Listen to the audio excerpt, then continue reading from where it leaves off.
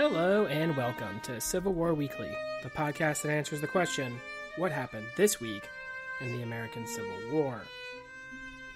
I'm your host, Tim Patrick, and this is episode 194, December 2nd to December 8th, 1864. Last week we fought the Battle of Franklin and Hood's continued botching of this new invasion of Tennessee.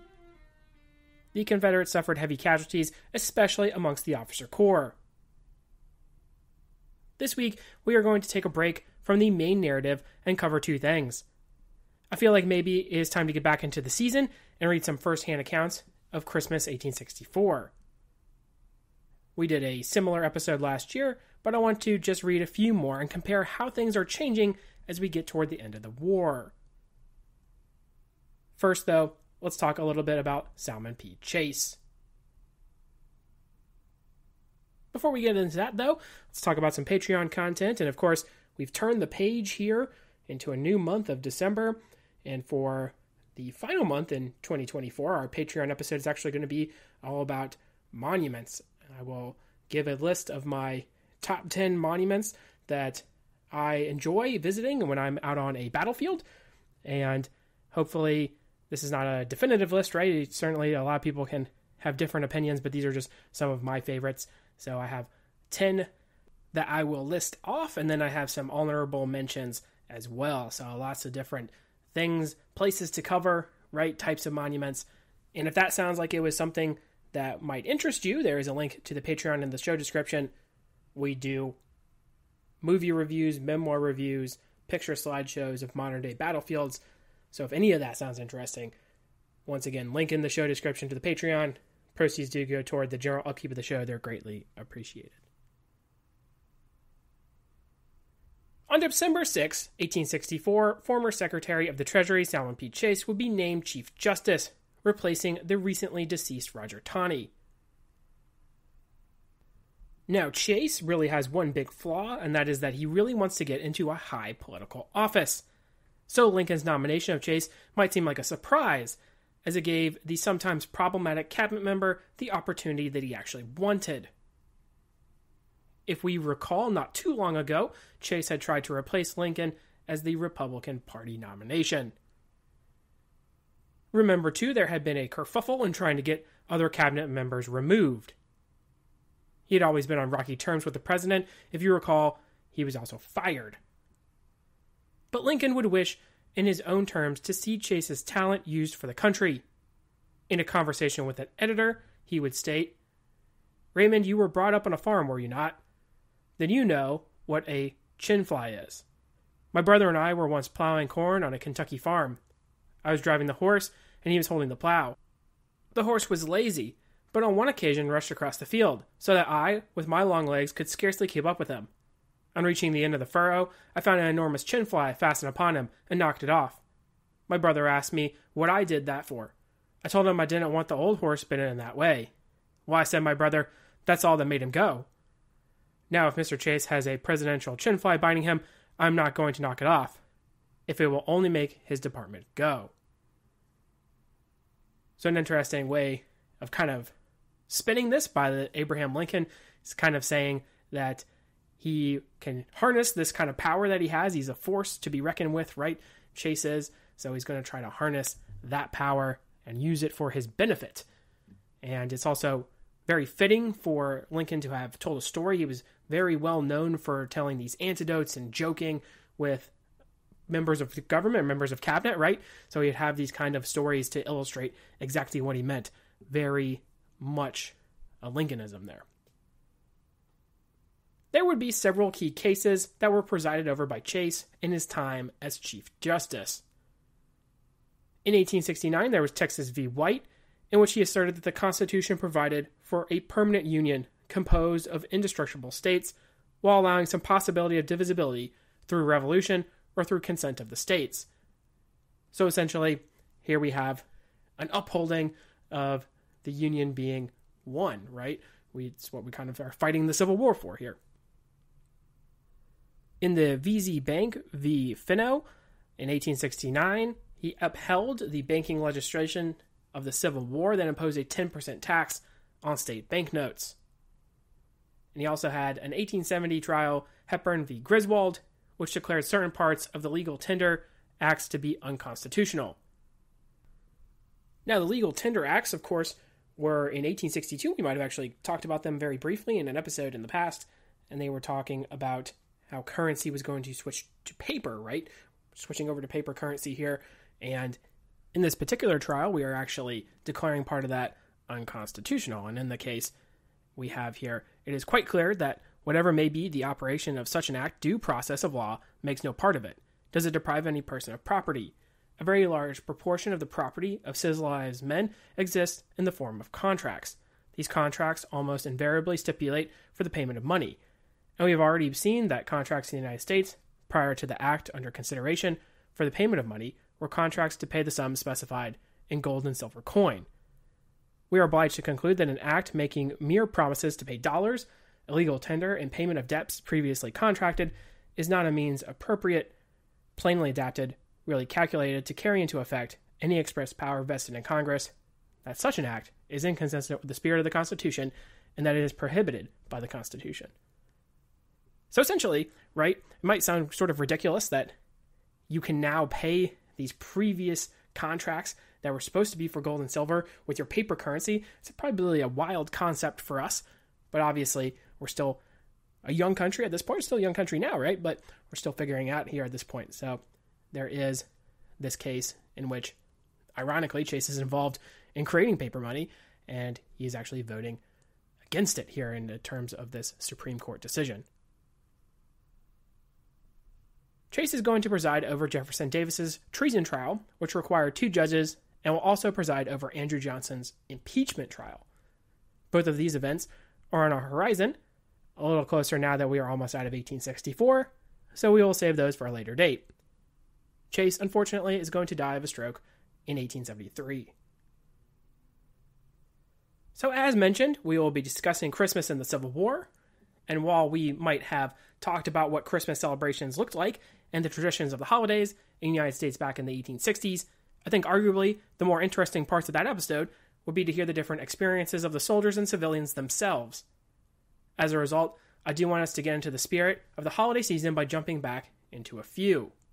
Now, before we get into the actual accounts themselves, we should just sort of point out that Christmas is very different in 1864 than it has been in the previous years. Certainly very different than it was back in 1861, right? There has been a lot of loss of life. Many people have been affected by the war.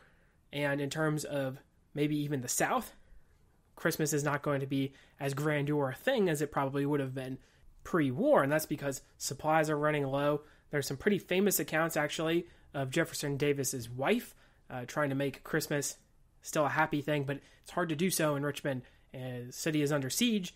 There is a shortage of supplies, as mentioned, so it is going to be more of a somber affair, right? And certainly there have been a lot of individuals in the North affected as well by the war, and they have lost loved ones, and no longer are we getting these kind of romantic notions of being home by Christmas. Now it's just, we want the war to end. That's more the thing. It's not seeing the elephant anymore, so there's this tonal shift that we see in a lot of the writing. In many ways, also, I think it's more of a practicality standpoint. If you're a soldier writing home, you were kind of waxing poetic a little bit. Some of these accounts were very, again, romantic is probably a good word to use, where they were talking about the war and talking about fighting, how they wanted to come home, but they still wanted to do their duty. But now it's more of a pragmatic kind of, what are we going to get for Christmas this year? We hope to get something good, right? Some food would be nice, some nice food, whatever it is. So you're going to see a little bit of a tonal shift, I believe. Now here we have one that's going to probably be more toward that effect, is talking about Sherman and his promise to a regiment's band. Before Christmas Day came the news to Sherman's armies here that the other parts of his army of the Cumberland under Thomas had defeated Hood at Nashville. The troops were nearly wild with joy, as was the whole country. Savannah and Nashville were the 2 great victories that made the campaign complete. Thanksgiving Day, the 33rd Regiment was in the capital of Georgia. Christmas now, it was great commercial city of Savannah. At least its band was there that day. Sherman had promised the band of the regiment that should be the first band to play in the city after its capture. And Christmas Day, according to the promise, it was playing John Brown, Yankee Doodle, the Star-Spangled Banner, Dixie, and Pulaski Square, to an overjoyed crowd of darkies of all ages, sizes, and colors, swarming to hear the Lincoln Band, singing, shouting, crying, and dancing for joy, that the day of the Lord had come. They swarmed into the number of thousands, and there was such a mass that Sherman reluctantly had to order the square cleared. Some of the members of the regiment went into the city Christmas Day to celebrate the victory on their own account, were rather misunderstood and not appreciated by the provost guard, and were ignominiously quartered in the guardhouse. And here we have another. While you were eating your good dinner, we soldiers would have been glad to have the crumbs that fell from your table. I will tell you our meals were of this day.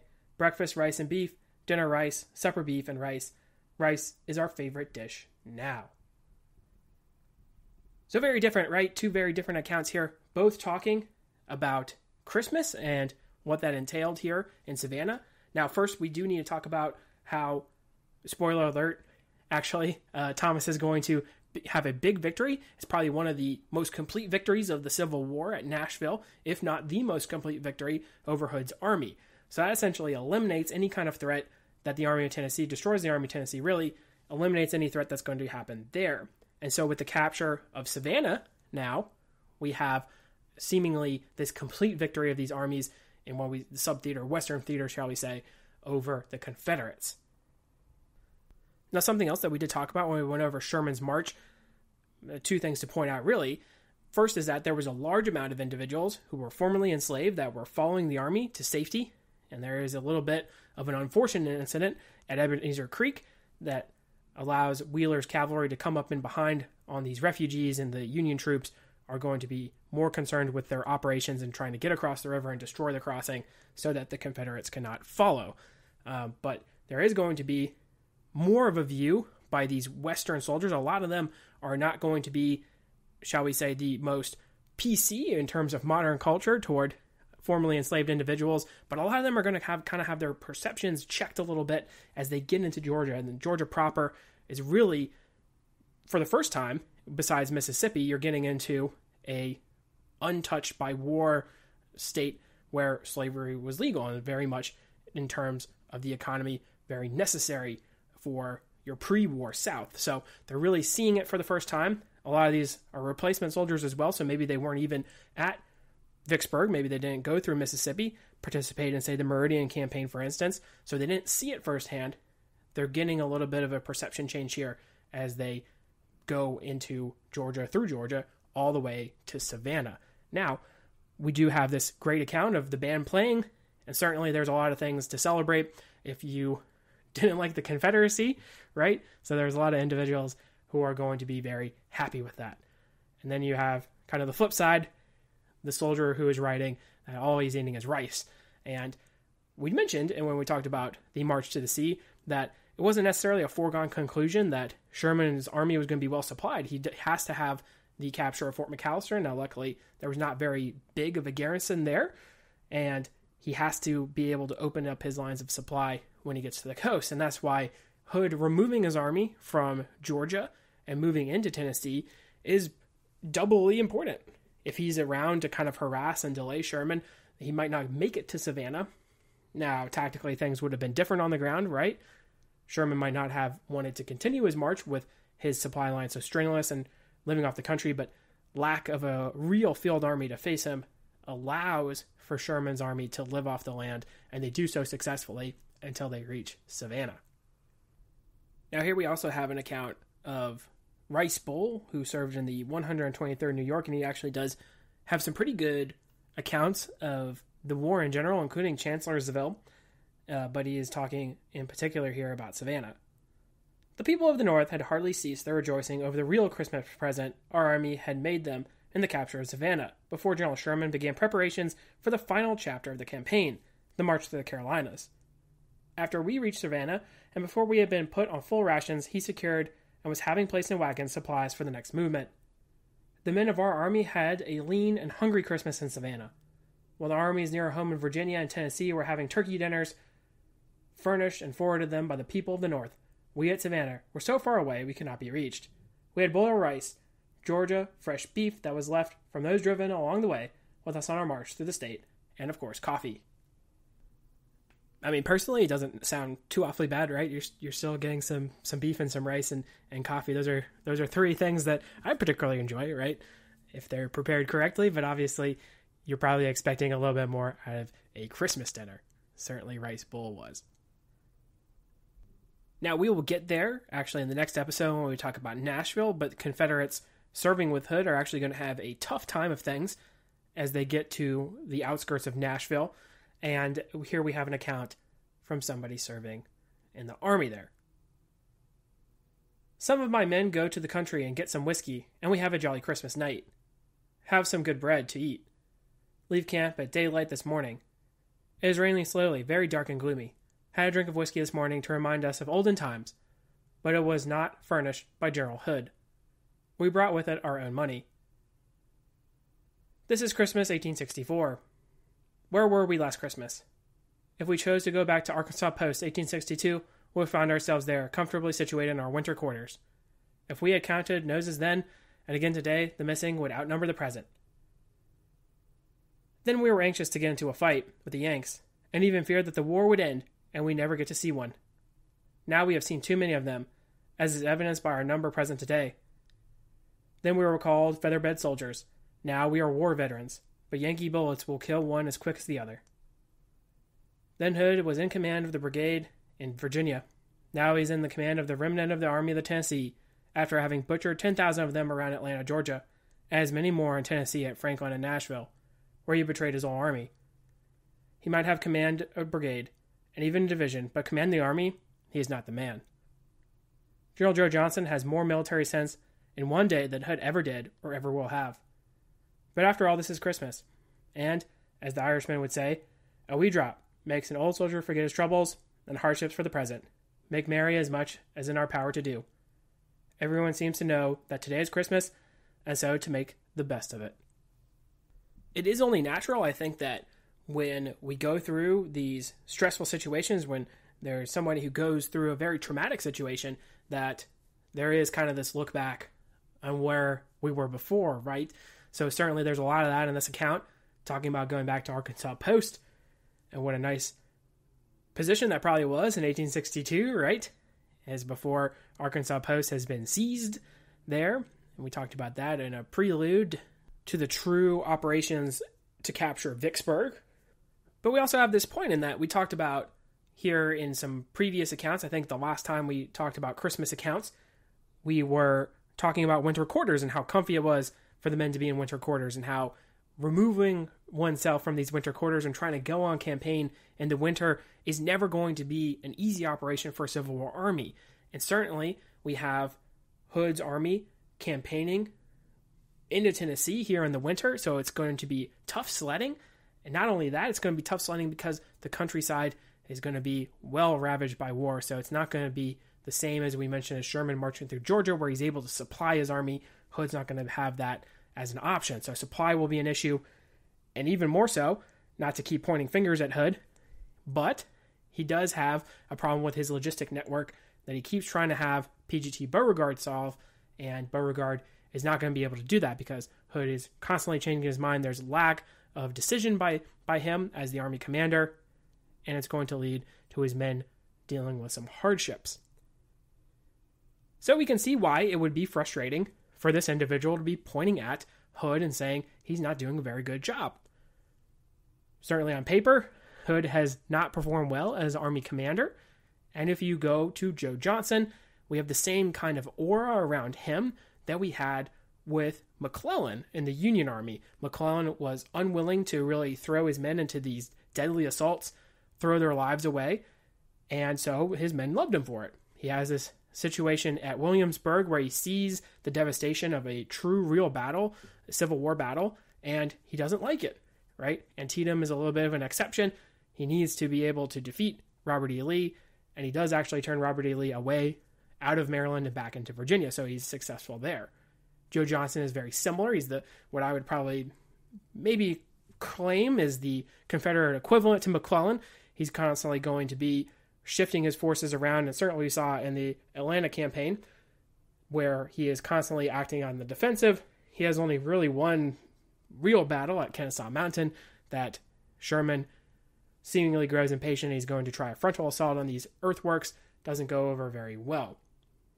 So we have this negative perception of Hood on one side, but you would probably be surprised to know that you're probably getting that same perception of Grant negatively, right? There are a lot of replacement soldiers who are being pressed into service in the Union Army, so they're not going to be happy about it. There's also going to be a lot of veterans who have seen these deadly assaults waste away their regiments, and they're not going to be happy either. There was a very positive perception of Grant as he was trying to get at Lee, but that kind of shifts as they get into Cold Harbor and then down into Petersburg, and we have seen the battles there that really haven't produced very much, so the soldiers are going to kind of have a lukewarm opinion of Grant.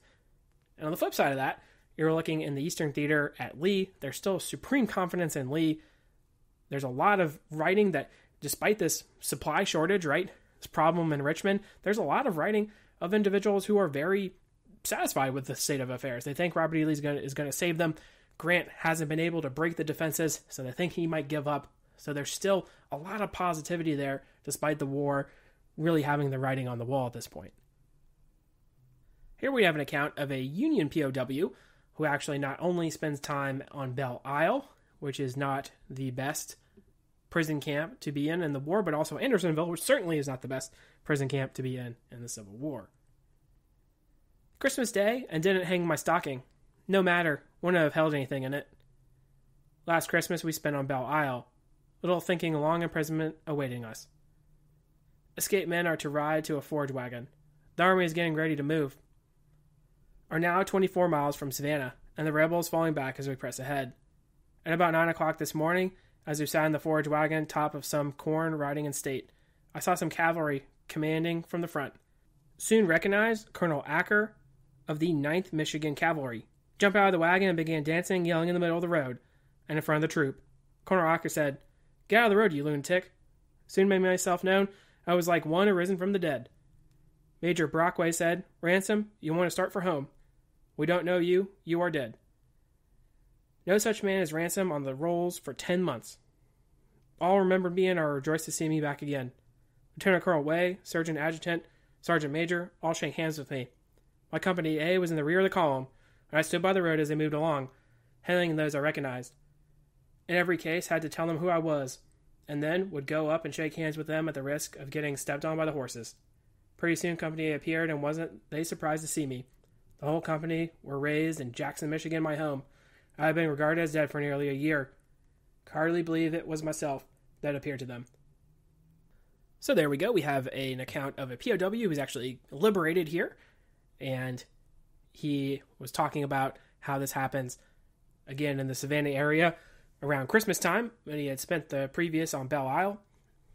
And we see kind of the tonal shift, again, in the writing here. He's very happy to have been liberated, and we have the effects of being a prisoner of war in the Civil War, where his comrades don't recognize him. Certainly he's been gone for quite some time, but don't recognize him probably because he looks very different than what he did when he was in the ranks. Malnutrition definitely would have been an issue here with the POWs. And here's the other thing that I find interesting, that the regiment is sort of like, hey, you're considered to be dead. You might as well just go home. If you make yourself known and somebody is able to scoop you up, so to speak, and they might make you go back into the ranks. They might make you rejoin the regiment. Well, your war could very much be over. That concept probably had not been something that was verbalized as openly early in the stage of the war.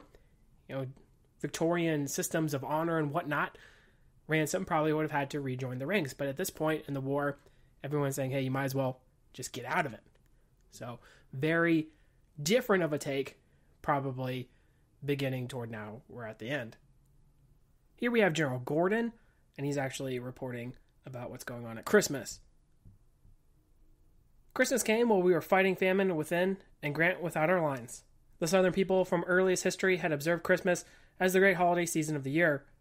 It was a time of times, the longed-for period of universal and innocent but boundless jollification among young and old. In towns and on plantations, purse strings were loosened and restraints relaxed, so relaxed that even the fun-loving slaves were permitted to take some liberties with their masters, to perpetuate practical jokes upon them, and before daylight to storm the white folks' house with their merry calls, "Christmas gift, master. Christmas gift, everybody." It's pretty interesting view of things here. Obviously, we see where Gordon has his mind at here in terms of the institution, shall we say. The holiday, however, of Hatcher's Run near Petersburg was joyless enough for most misanthropic. The one worn-out railroad running to the far south could not bring us half enough necessary supplies, and even if it could have transported Christmas boxes of good things, the people at home were too depleted to send them. The brave fellows at the front, however, knew that their friends at home would send them the last pound of sugar in the pantry and the last turkey or chicken from the barnyard. So they facetiously wished each other Merry Christmas as they dined on their wretched fare. There was no complaining, no repining, for they knew their exhausted country was doing it all for them. At my headquarters on that Christmas day, there was unusual merrymaking. Mrs. Gordon, leaving home 4 years before, had placed in her little army trunk a small package of excellent coffee, and used it only on very special occasions, to celebrate, as she said, our victories in the first years, and sustain us in defeat in the last. When I asked her on the morning of December 25th, 1864, that we could do for a Christmas celebration, she replied, I can give you some of that coffee which I brought from home. She could scarcely have made an announcement more grateful to a hungry Confederate. Coffee, genuine coffee. The aroma of it filled my official family with Epicurean enthusiasm before a cup was passed from the boiling pot. If every man of us was not intoxicated by the indulgence after a long and enforced abstinence, the hilarity of the party was misleading. So here we have Gordon making the best of things. Obviously, he's mentioning how the supply lines have essentially been cut from Richmond. You really only have the one rail line that's able to come in. And that's why the Weldon Railroad is so important to continuing the struggle for Richmond and Petersburg. But still, there are accounts of soldiers, general officers, and enlisted men alike really being able to try to make the best of things. Certainly, I enjoy a good cup of coffee, so I'm sure having some legitimate coffee here on Christmas was a welcome sight for some of these Confederates. And of course, finally, in our last account here, we have kind of looking forward to things to come, really. That's one of the things that you see a lot in these letters that people write in the Christmas period. And we moved into the end of the year, then you kind of reflect on the year that has happened, and then kind of look forward to the year to come. America has gone down to see her mother and Fanny. Patsy has gone to see some of Bod's family uptown, all of them trying to pass a Merry Christmas. I've written a ticket for Daniel to go to a party at Dr. Ed Eves. While writing, the idea occurs to me. Shall we have any servants to write tickets for when another Christmas comes around? To use a phrase which is quite popular when a place is captured, I expect Augusta to go up, namely, up the spout. Can any better proof be given the effect of revolutions than us out shopping, and each of us had $100 to spend? We thought we could give presents to all at home. We soon found that toys and candy were as costly as food. A dear friend of my mother's found that we were to spend Christmas in the city, and she invited us to a Christmas tree given to President Davis's children. The tree was a lovely holly laden with homemade candles and dolls made out of hickory nuts and Canton flannel. Then there were big cotton and Canton flannel rabbits, dog and cats, and numerous other presents, all homemade, as was everything on the supper table. Homemade coffee, tea, sugar, and everything. I've never seen anything that looked so pretty to me. Probably some of it due to Maggie and Jeff Davis, our president's children. Maggie Davis had the honor of presenting the gifts, and I fell in love with her when I saw her worshipped by all. She and her brother were full of fun and mischief, and we played hide-and-seek all over the house. They had leaders in every game. Mrs. Davis called to me and said, Your dress, I see, is very much like Maggie's. You are both happy in wearing the dress made from your mother's wedding gowns. I think she wanted to make me feel good.